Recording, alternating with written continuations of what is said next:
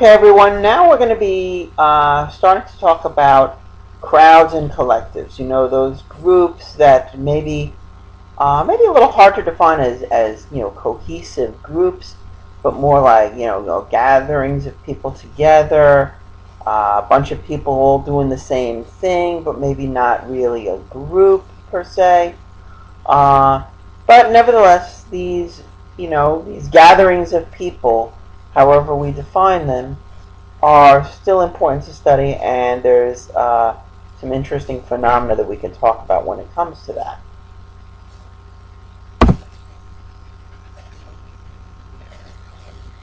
So let's talk about, what are some of the forms of collectives. A little later, we'll talk about the dynamics of collectives, and then talking about them in the context of groups. Okay, so collectives, typically they're considered to be relatively large, uh, but they can still vary greatly in size. It can be very, very large, like say a social movement, or it could be, you know, large like just a bunch of 10 or 12 people running down the street. But nevertheless, they would be considered collectives.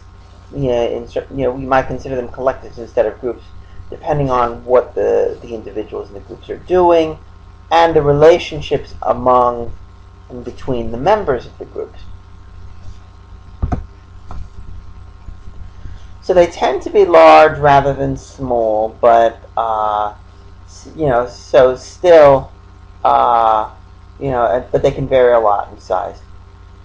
They can be diverse, dispersed very far apart. If we could be talking about a social movement where everybody's gathered in one place, or we could talk about a social movement where people might be, kind of wearing their stickers or carrying their flags or whatever it is they're doing all over the country or all over the world. They could be very far apart, but still be considered a collective, having that that kind of connection. They often, but not always, form and disband rapidly. So, a group of people watching a fight on the street. Then after the fight is over, everybody just disperses. That would be something that would be an example of a short duration collective. Sometimes the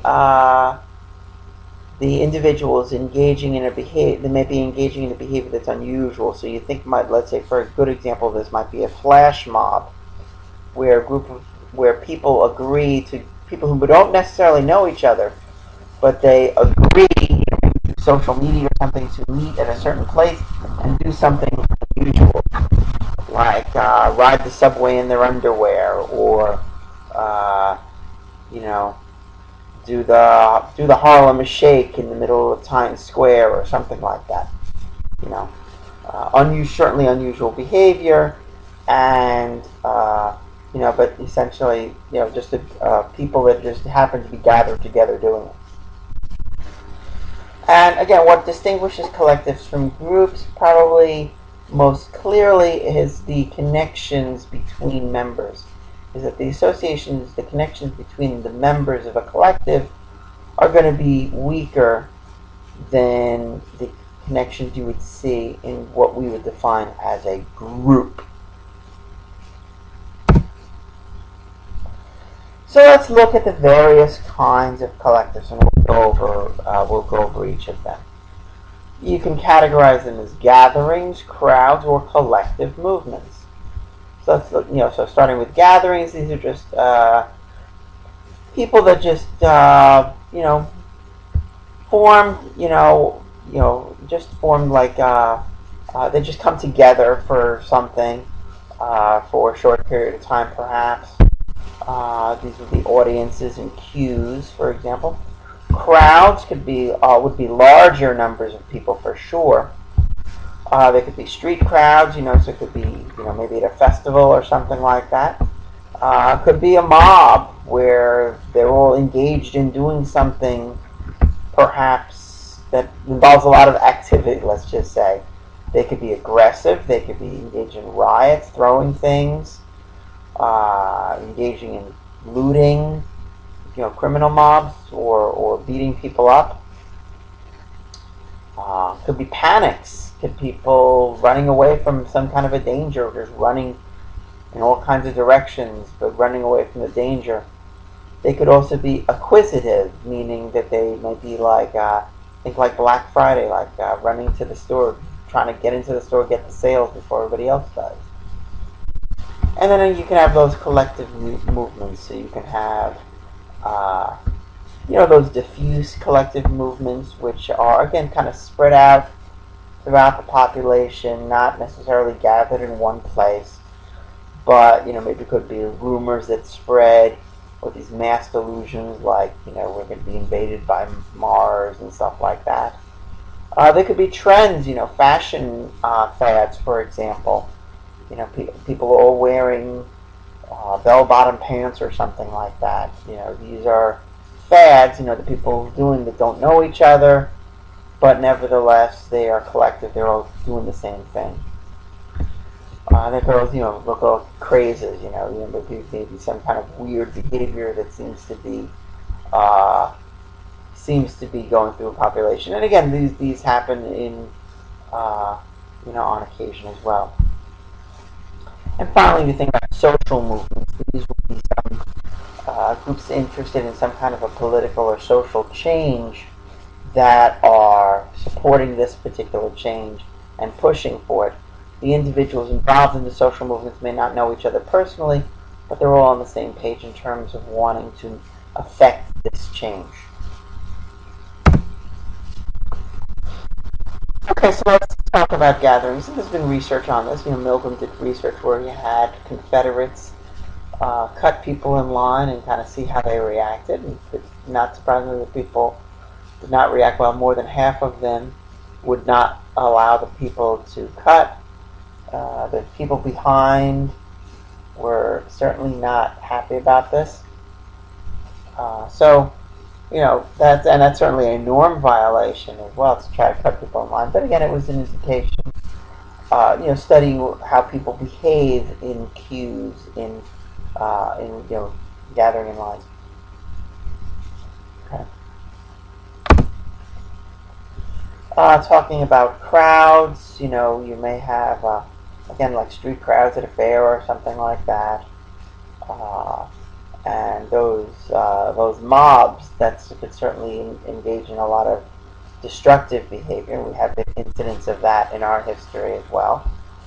After some kind of you might have it, for example, after the Boston Red Sox win the World Series, there might be some riots that occur, downtown Boston, or if you remember what happened with Rodney King when he was when the officers who beat up Rodney King were acquitted.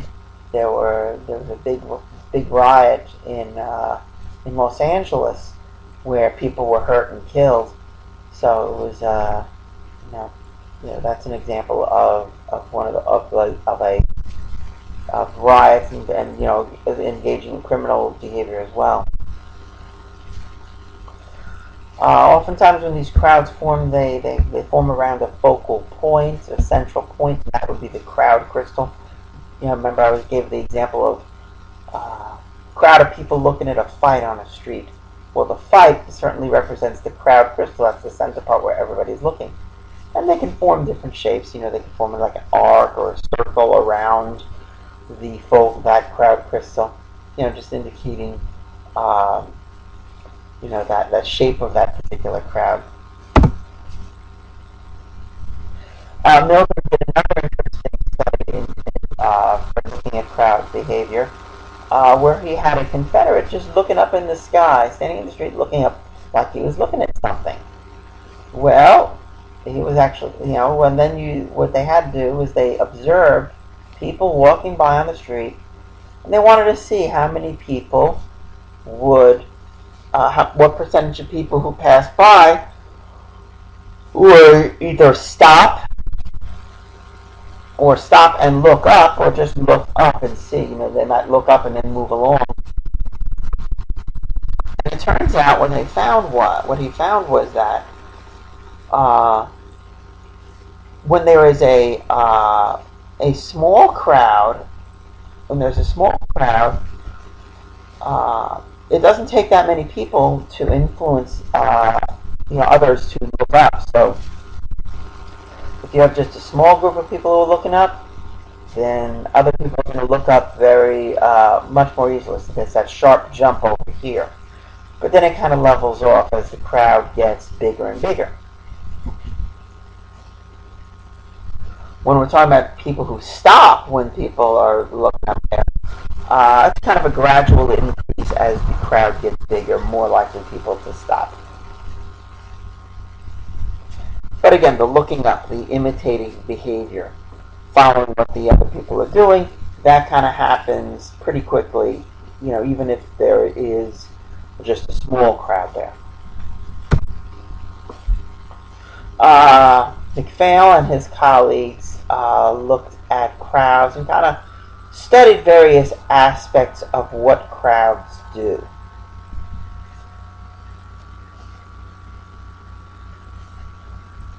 So what these researchers did was they observed the behaviors of people in crowds, just trying to kind of identify the various things that they were doing. So for example, they looked at movement.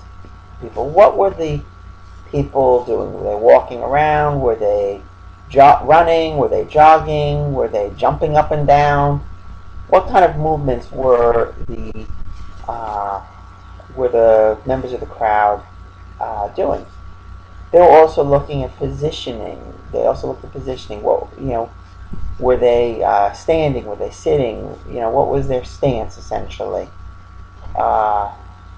For example, you could think about a collective of people doing like a sit-in, as a protest, sitting in the middle of the road blocking traffic.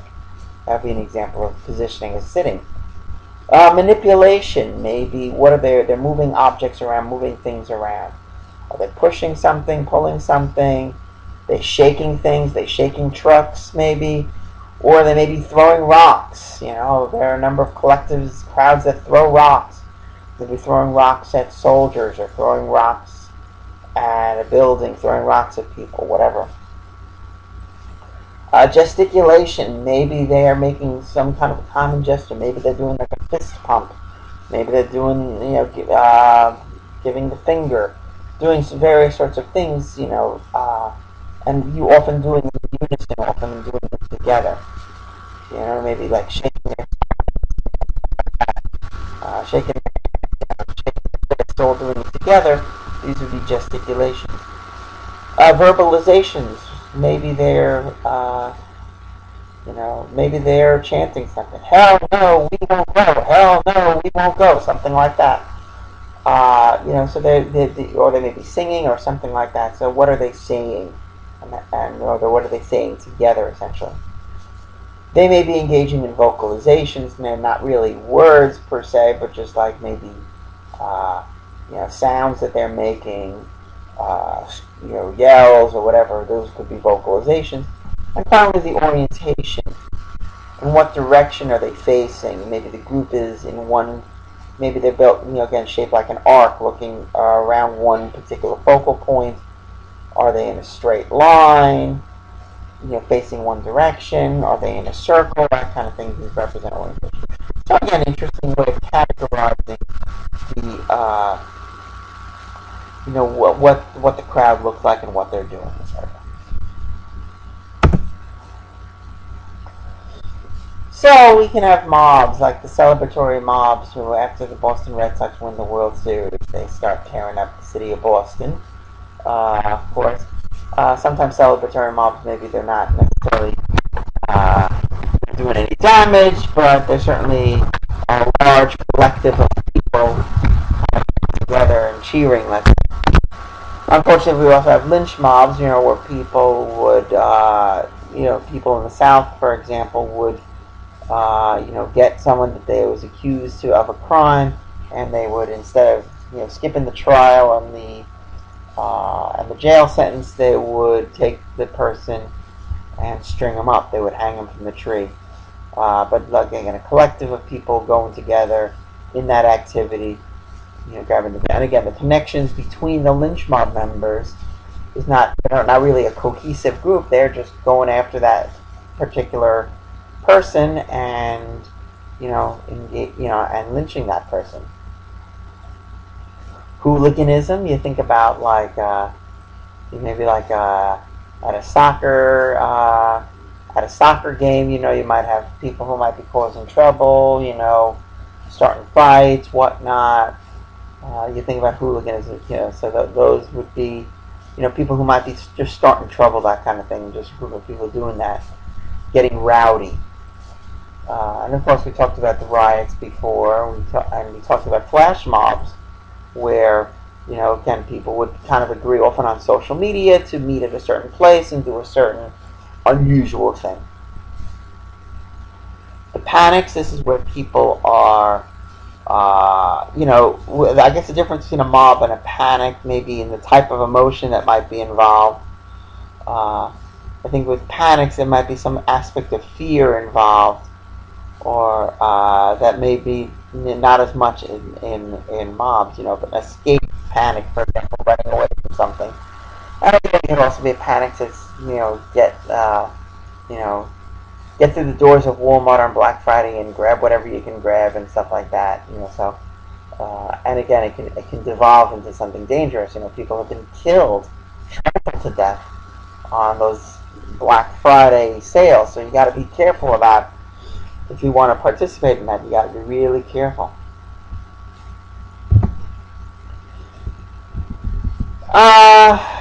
Oftentimes crowds occur, and panics occur when you had a queue, when you have a line of people who are online to enter a particular event, let's say, and when it evolves, when the lines are not as structured as they should be, and people kind of mill around until they finally just push forward, and maybe they're pushing forward into a place where there's limited amount of space, and people can get crushed. And there have a number of examples of crowds that maybe, so the Who concert, the idea was that, what it suggested that what's happened is that people were online to enter into the concert hall, but then there was confusion about, who was on, about the line and everything like that, and it kind of just evolved into a crowd pushing forward. And then there were people trying to escape, and it created even more of a bottleneck, or more of a stoppage there. And again, people got hurt and killed. Now, collective movements, again, you think about them as not necessarily a collection of individuals all in one place, but kind of dispersed throughout. Rumors can spread that way. There could be rumors about particular things that can spread from person to person to person, and then it becomes diffused throughout the population, let's say. The World's broadcast, it was, I don't remember the time period, but it was Orson Welles who was doing the narration. It was like, put it in as, it was really a radio broadcast that was supposed to be entertainment, but it was worded like it was a news broadcast, that aliens from Mars had arrived on planet Earth and were taken over, and it was, and people were getting killed and everything, and there were few people who thought it was a real thing, and kind of the rumor spread and people started getting worried. It might have been a little overstated as far as how scared people were, but nevertheless, it was a mass delusion there.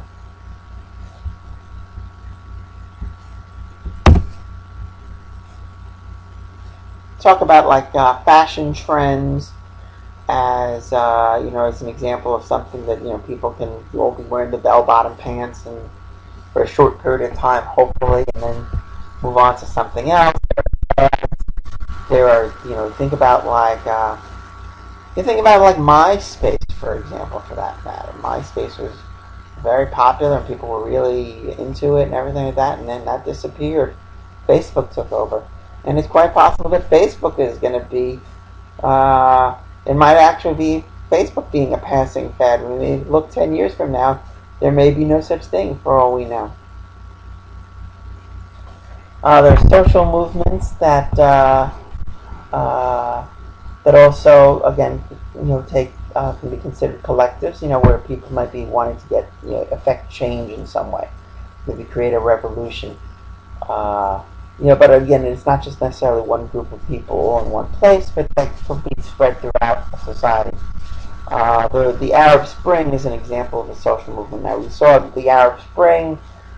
It really started in Tunisia, where this vendor who was essentially being bullied by the police. In his anguish, he set himself on fire, and it led to just extreme anger towards corrupt leadership there, and led to a new government over there. And then it spread to Egypt. Most well-known spread to Egypt, and you saw all the thousands and thousands and thousands of people in one place, but they were also just spread throughout the country, not just in that one place.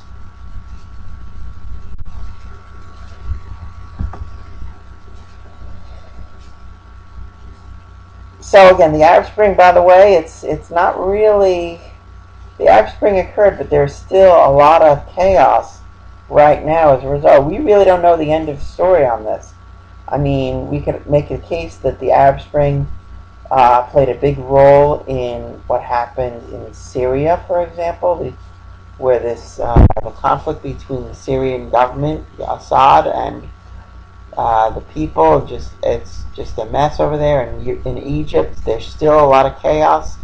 They have a military takeover now of the government. There's, of course, the issue with the Palestinians and the Israelis. So there's still a lot of mess going on in the Middle East. We don't know whether or not this is going to be a happy ending or a sad ending for the stability of the Middle East. But nevertheless, it was a big, important social movement that's going to be studied for years and years.